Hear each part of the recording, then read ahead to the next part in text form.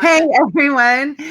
Happy Tuesday. If you didn't catch my Facebook Live from earlier, I would encourage you to catch it. Maybe just be ready to really lean in. I took us on a really big trip about mind, thought, consciousness, the labels that we assign to ourselves.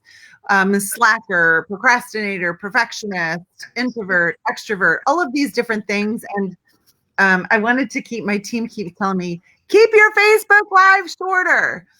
So I'm still working on how to teach that concept in only a few sentences, and I haven't gotten it yet, but I think I'm getting better at it. And certainly the more analogies that I can create, the easier that will be, because our mind thinks in terms of pictures.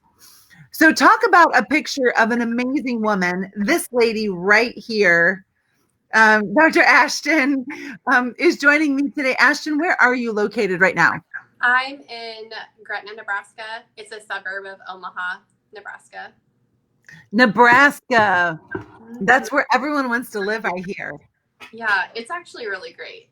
It is? Yeah. What do you love about it? I don't have like the mountain. I like the people. Yeah. It's just really good people here. Nice. Yeah. And how do you most commonly describe them? What's that? How do you describe the people around you?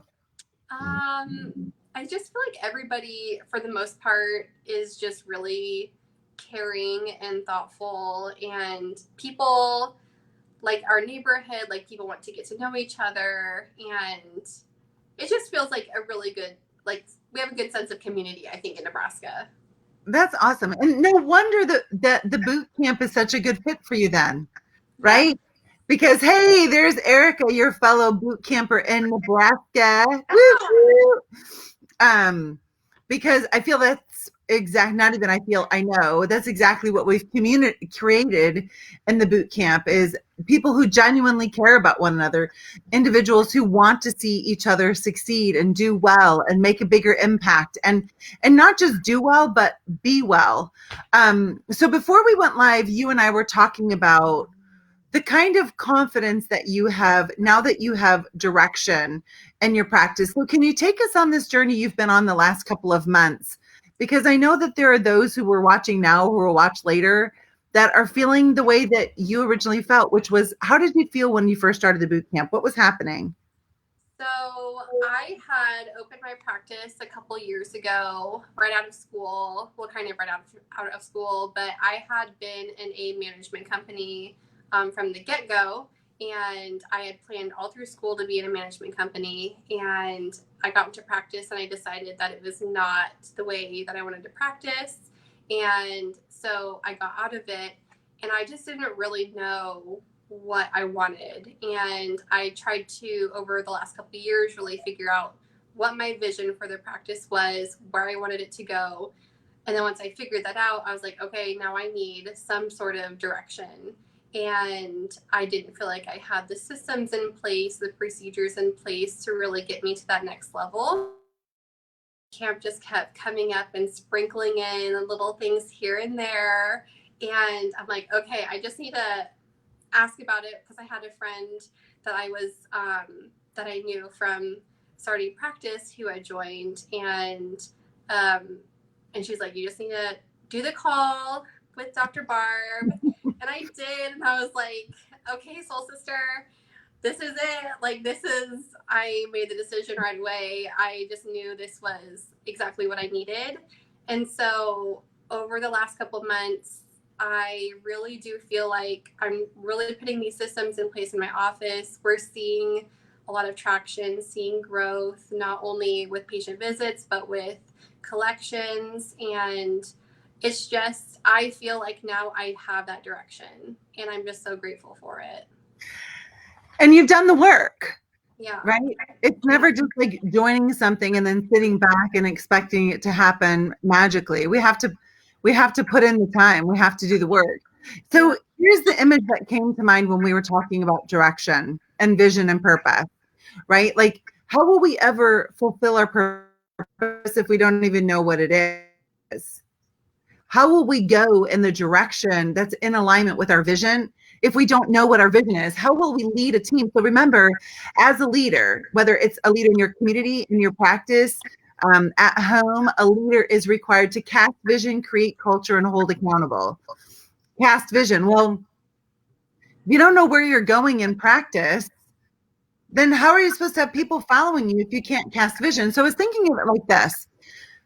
Imagine getting into your, getting ready for the day, going out, getting in your car, and not really knowing where you're going. So at first it's kind of fun, like, oh, I'm just going to get in my car and it's going to be so much fun and I'll just drive around. And then the next day, like, okay, this is fun, but I really don't know what I'm doing. I know I'm supposed to be driving my car, but I don't really know where I'm going or what I'm doing, right? And then day after day after day, if you keep doing the same thing, before long, you're going to be like, what is the purpose of this? What is the purpose of me being in practice? What is the purpose of me showing up bigger in my practice? What is the purpose or what is the reason why I would want to get my systems in place? If we don't have a vision that requires us to step up, to be our best, to have organization in our practices, to remember a successful system is measurable, reproducible, innovative, and we must eliminate discretion. If we're not required to do that, it's like getting in the car and having nowhere to go. At first, it sounds really fun, but before long, you'll be burned out. You'll be burned out because there's no purpose in it. It's just like getting in a car and you have to go to the grocery store. All right, I know what I have to do. I have to go to the grocery store. I have my list, bam, bam, bam, bam, bam. But if it's just like, hey, let's go to the store. Let's walk around. Like, how many times have you guys done that at Target and then ended up with, a $500 bag of useless things in your trunk? Pretty often. And I'm 100% convinced that many people are doing practice the same way. They're getting in their car, they're driving to the practice every day with no real purpose. And then here's the tragedy of what they start telling themselves. Well, I just must not care if my practice is very big.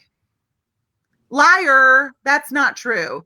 I just must not really want to be in practice. I must just not like chiropractic. And all of these stories that we create because back here, we don't have purpose. We don't have vision. So let's talk about the direction that your practice is headed now. And how has that given you so much confidence? I just feel like I can go into the office and just know what we're going to do for the day. And touchdown. I think one of the biggest things that really, I'm a morning person, but I was like, I'm not like a 5 o'clock morning person, but I have 2 little boys and I don't have time to do things outside of the office that don't revolve my family. So I'm like, well, I'm going to have to get up early and do it because that's the only time I get. So I started waking up at 5:30 every morning ever since I started boot camp. And that's what I do during the day, every day. And it gets me ready. It gets me intentional for the day and it gets me excited to get into the office. Yeah. And let me ask you something. Do you find that you're exhausted because you're getting up earlier? No, not at all. If anything, I feel like that's my part of the day. That's for myself. And so self-care. Yes. Right. We all talk about it and yet we don't do it. Yeah. And the number one reason most people don't do self-care is I don't have enough time, right? So would it be okay with all of you if I just squash that lie right now? So here's the deal. You cannot control time. You don't get more of it and you don't get less of it. It's just flowing. Time is fluid. So when we say, I don't have enough time, it doesn't make sense. Like your mind can't comprehend that because you don't have control over how much you get. You get the full measure every day. So it's better to say instead of I don't have the time, the truth is I refuse to make the time for self-care because I have time. We all have the same amount. None of us is ever going to get more and none of us is ever going to get less. And if we really think about it, it's the equalizer. Time is the beautiful equalizer because we all get the same amount every day. So when I wake up in the morning, I tell myself, well, this planet, the woman on this planet is given the same inventory right now that I've given 24 hours. How will I embrace this and expand my impact? How will I expand my impact? You know, like our carbon footprint, supposedly, like, let's make that smaller. I want to expand my impact. I want to expand my carbon imprint by making an imprint in other people's lives, right? And I know that you do as well. So the title that we've also are talking about today is the importance of community, the importance of having that support and that direction. Talk to us for a minute about what kind of support and direction have you gotten, and how is that reflecting in the confidence that you have at home and in the practice since joining the boot camp? And one other thing, congratulations on getting up early and attacking the day versus falling into it. Yeah. There have been a couple times where I ended up waking up a little bit later and it totally threw off my day. And I'm like, I'm not doing that again. Right? But even on the weekends, I feel like I still want to wake up early and have that time for myself. But yeah, no, with community, what I really needed was a space for people that I trusted to hold me accountable and people who'd be respectful about it. And I feel like I really have that. And that means a lot to me as an empath that I wouldn't be able, I mean, I feel like I have a sensitive heart. So having someone who does cheer you on and encourages you and supports you, but still kind of kicks you in the butt a little bit, that's exactly what I needed. And that's what the boot camp has definitely shown me over the last couple months. I love that. And I love, you know, it's the tough love thing, right? If I love you, which I do, as your chiropractic sister, as your coach, as your colleague, as your friend, then it's not it's the most loving thing for me to do to help you see your constraints that are holding you back from being your very best. Mm-hmm. Right? Like, there's a great quote. I want to get just one second. And for those of you who are coming to the Women's Mind, Body, Spirit Boot Camp,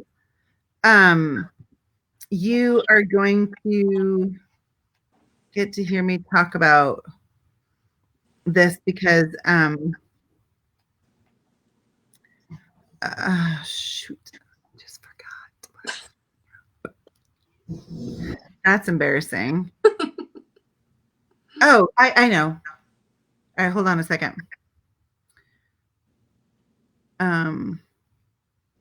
Just wait a minute.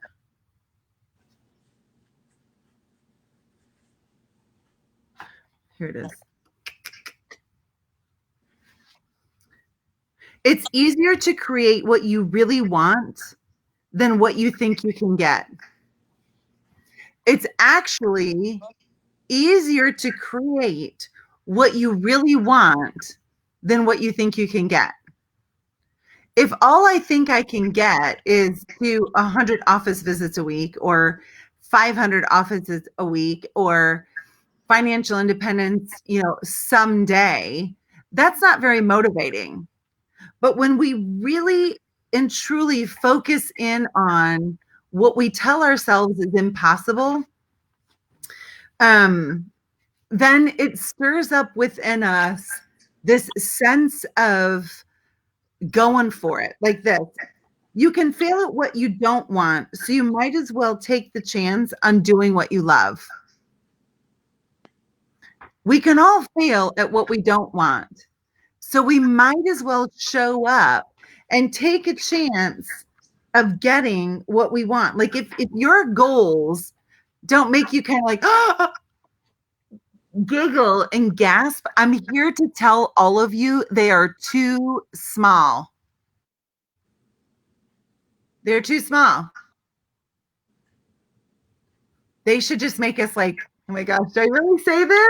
Did I really tell you what I'm creating? Like, you're not going to believe it.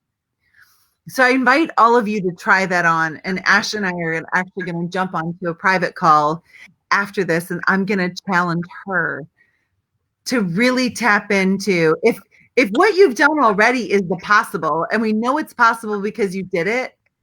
Can you imagine living and creating the impossible? So Ashton, as we wrap this up, what do you say to the person who's watching that says, I just want to do things my own way. I don't want anyone, I don't want to be a robot. I want to do things my own way. That's like really where I was before joining the boot camp, and that's why I was so hesitant to join anything, because I was having a hard time finding that group that could help me grow but still be true to my authenticity in my office with my patients.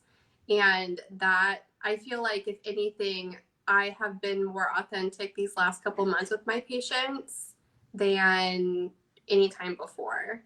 So that is not an issue with That's very cool. Congratulations. How has that happened? How are you more authentic?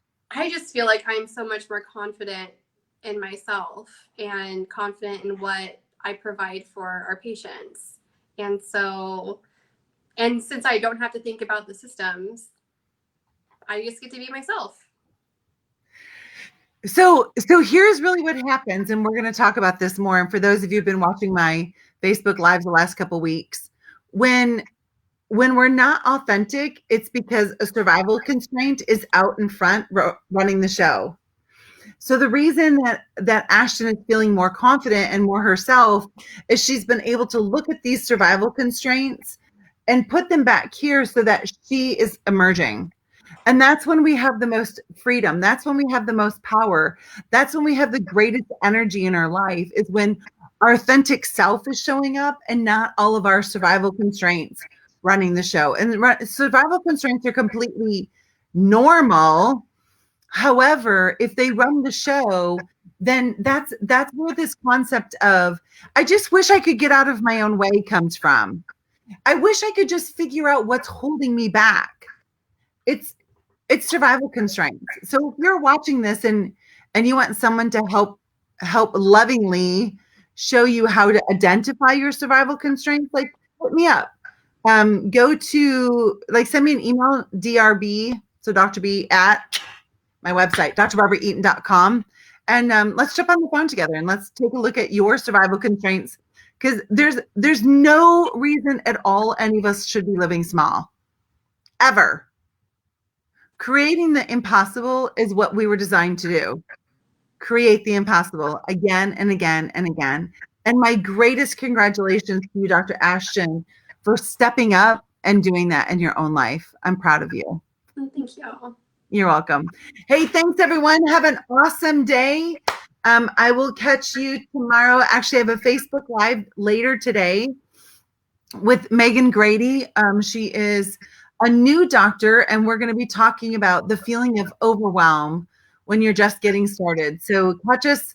I think it's at, I want to say 9 p.m. Eastern right here. So I'll see you then. Bye. Bye.